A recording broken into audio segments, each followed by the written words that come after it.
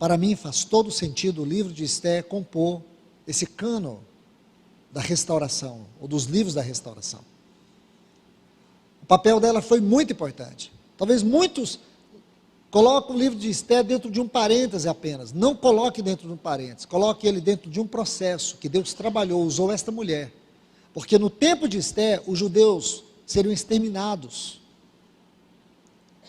E porque Deus usou essa mulher, como também nesse paralelo, ele usou 2 profetas, Ageu, que era mais velho, e Zacarias, que era mais jovem.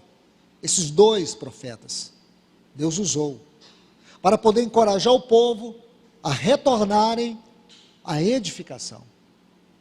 Quando você estuda o livro de Esdras, você vai ver que eles começam essa reedificação da casa de Deus pelo altar, que é uma figura da cruz. Esse assunto ele foi abordado aqui pelos irmãos. E depois que a obra estava para ser concluída, houve uma resistência. Você vai ler os capítulos 4 e 5 do livro de Esdras, você vai ver que a síntese desta resistência era maledicência, fofoca, difamação.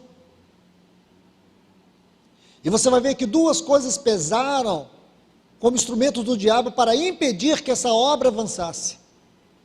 É justamente o que eu acabei de dizer: difamação, fofoca. E por último, no capítulo 9, carnalidade. Essas coisas sempre andaram juntas. Eu tomo a liberdade de colocar isso aqui para vocês. São como as 2 mãos de Satanás para destruir a obra de Deus. De um lado, ele tem a sua mão, a fofoca. Do outro lado, ele tem a carnalidade. Pecados escondidos, não confessados, não tratados na luz do Senhor. É isso que Satanás usa para poder destruir, impedir os avanços de Deus na edificação da sua casa. Por isso nós devemos ser radicais. Vou colocar isso com ênfase para vocês. Precisamos ser radicais nesse assunto de maledicência, fofoca no meio do povo de Deus. E eu quero só fazer um pequeno parênteses aqui, porque eu não posso perder essa oportunidade, porque esse assunto é sério. Embora não é o meu encargo, mas vou colocar com muito cuidado. Irmãos, existem vários pontos sobre fofoca. E a gente acha que o fofoqueiro é aquele que fala mal, aquele que difama, aquele que denigre. A gente só leva para esse extremo. Claro que é, mas existe o fofoqueiro, entre aspas, parece que ele é bem intencionado. Ele disse: eu falo isso, irmãos, é por zelo, mas está denigrindo, está maldizendo, está destruindo. Não, mas eu falo isso, é para proteger. Muitas vezes ele parece ser misericordioso, ele não tem misericórdia. A definição de fofoqueiro é que ele é um sujeito que ele tem língua de sapo, ou boca de sapo, ele tem língua de serpente e tem um estômago de urubu. Essa é uma boa definição para pessoas fofoqueiras. Mas existe um outro fofoqueiro que é o passivo, é aquele que ouve. É aquele que ouve. E meu irmão, minha irmã, se um dia alguém bater na sua porta ou sentar na sua mesa, diante da sua família, para falar mal dos irmãos, você com toda a educação, levante da mesa, abra a porta, coloque o dedo para fora e diga para ele: se retire da minha casa, não toque nos meus irmãos, não toque na igreja do Senhor, não toque na esposa de Cristo, não toque na noiva de Cristo, não toque na edificação da casa de Deus. Porque o fofoqueiro, ele só mostra o que está errado, ele não mostra o caminho da restauração, da comunhão, do amor. Entende? A melhor maneira de você falar do irmão é diante de Deus para ele. E não existe forma mais profunda de amor do que você interceder pela pessoa. Essa é a maior declaração de amor, é orar por alguém, é interceder pelo outro. Vamos fechar o parênteses. E o outro ponto que você vai encontrar no livro de Esdras é a carnalidade, é a mistura. Essa mistura, essa união do cristão com o ímpio, é a aceitação do mundanismo no meio do povo de Deus, é aceitar a degradação moral como algo natural no meio do povo de Deus. De forma alguma, irmãos, o mundo não é parâmetro para nós, o mundo não é um modelo a ser seguido. Nosso padrão é celestial, o nosso padrão é Cristo. A igreja, ela é edificada sobre a rocha que é Cristo. Não é porque está dando certo. Nosso evangelho não é um evangelho pragmático. Não é porque dá certo, lá no mundo vai dar certo na edificação da casa de Deus. Então nós vamos vendo isso no livro de Esdras.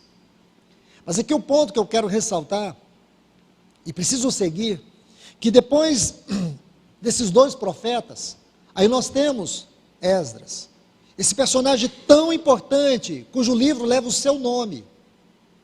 Esse homem que é caracterizado pelo zelo, pelo amor, pela devoção, pelo cuidado, pela persistência.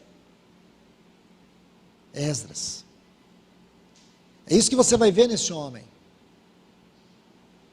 Aí por último nós temos, não por último, ainda precisa acrescentar dois. Você tem Neemias. Neemias também faz parte aqui e é outro personagem tão importante quanto Esdras. Em Neemias nós vamos ver um homem resiliente. Nós vamos ver um homem que tem coragem.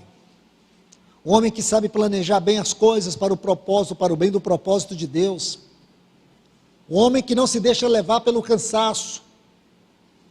Um homem que é caracterizado pela diligência. Esse é Neemias. Um homem que tem um coração quebrantado. Imagine que a sua vida muda depois que ele faz uma pergunta. Uma pergunta muda a trajetória, muda os seus sonhos, muda os seus objetivos, muda toda a sua história. Uma pergunta: como está a cidade de Deus? Como está o povo de Deus? Neemias deveria ser, irmãos, um modelo de meditação para nós, como uma igreja que nesse tempo deveria ter a mesma preocupação. Como está o testemunho de Deus hoje? O que pesa no seu coração? O que te inquieta? Imagine que estava tudo bem até Anani fazer-lhe uma visita. Ele estava vivendo de forma tão confortável no palácio. Ele era um homem que tinha uma posição que, com absoluta certeza, muitos desejariam ter aquela posição que Neemias tinha. Ele estava vivendo sua história, seu mundo.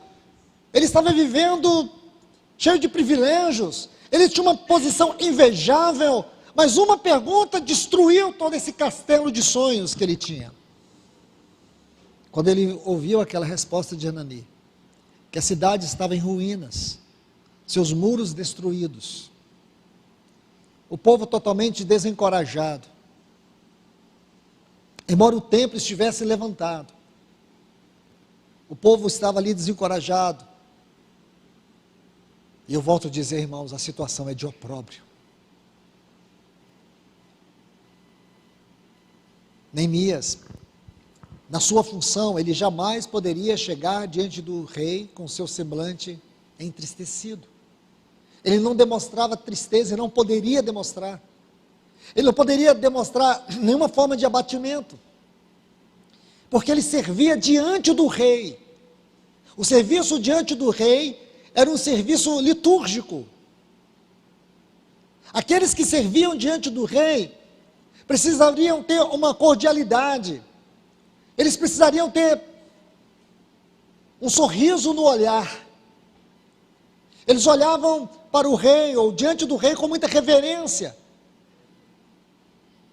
E o rei conhecia o seu copeiro, porque ele era aquele homem da mais absoluta confiança. O rei não bebia nada. Ele respondia pela vida do rei, por tudo que o rei bebia. Ele cuidava de tudo que o rei bebia. O rei tinha sua vida na mão daquele homem. Escute isso. O homem mais poderoso do mundo daquela época era o imperador da Pérsia. E ele tinha sua vida na mão do seu copeiro. Qualquer coisa que era servido para o rei, era ele que examinava, bebia primeiro, aí o rei poderia ser servido.